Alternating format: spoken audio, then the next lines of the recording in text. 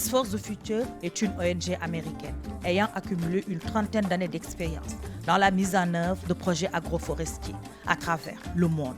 Dans une approche inclusive, l'ONG a initié des jardins-forêts. Ce programme a fini de faire ses preuves au Sénégal et dans plusieurs pays d'Afrique.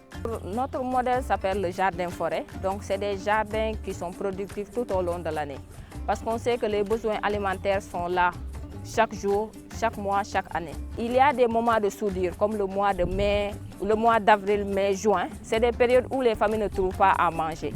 C'est dans ce sens que Trees a créé cette approche de jardin-forêt pour voir comment apporter des solutions. Et c'est des jardins qu'on peut produire des légumes, des fruits pour la famille, mais aussi pour le marché. Mais aussi, on est conscient de cette divagation animale. Et la première année, on leur propose une protection de la parcelle contre la divagation, mais aussi la protection des sols qui ont eu une exploitation abusive causée par cette monoculture, avec des arbres fertilitaires comme le leucéna, le pois d'Angole et le moringa.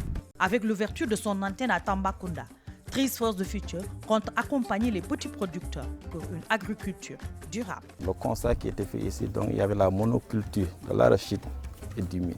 Et en saison sèche, pratiquement il n'y avait rien. Ce qui poussait les jeunes à quitter le terroir pour des aventures vraiment non souhaitées. Et l'arrivée du projet qui consiste à vraiment changer les mentalités culturelles, vraiment c'est à saluer. Et j'y crois, l'arbre pour le futur, donc, dont l'expérience a été menée et dans la zone du Sine Saloum et dans le Ndoukoumane, particulièrement dans le café. Donc c'est une grande joie, un grand plaisir de les accueillir dans l'arrondissement.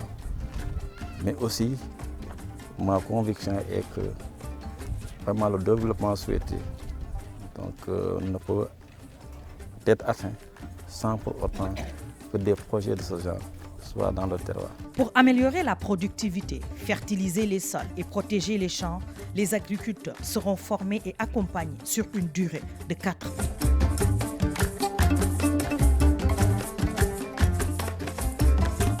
Nous étions dans les régions de Kaffrine et Fatick. Et ce que nous avons constaté, c'est que ces populations gagnent jusqu'à 4 fois plus que ce qu'ils gagnaient habituellement dans leurs parcelles.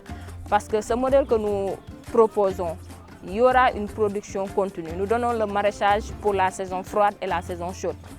Et la production en fruits, que ce soit par exemple pour la papaye, les citrons et les manguiers, c'est des variétés qui sont adaptées au climat du Sénégal. Donc, ils ont toujours une production en termes de fruits, mais aussi de légumes. Donc, on espère retour en quelque sorte, le retour de la vraie nature, de la nature qu'on vivait il y a de cela 20 ans, de la nature que nos grands-parents connaissaient. Donc 750 hectares restaurés en termes de jardin-forêt veut dire 750 hectares couverts d'arbres de différentes espèces, c'est-à-dire les espèces fruitières, les espèces forestières, et ainsi de suite, les espèces en quelque sorte qu'on introduit dans le projet jardin-forêt. Sous la menace croissante du changement climatique, restaurer des centaines d'hectares de terre dans la région de Tambacounda sonne comme une urgence. Trees for the Future s'engage à relever les défis avec les communautés.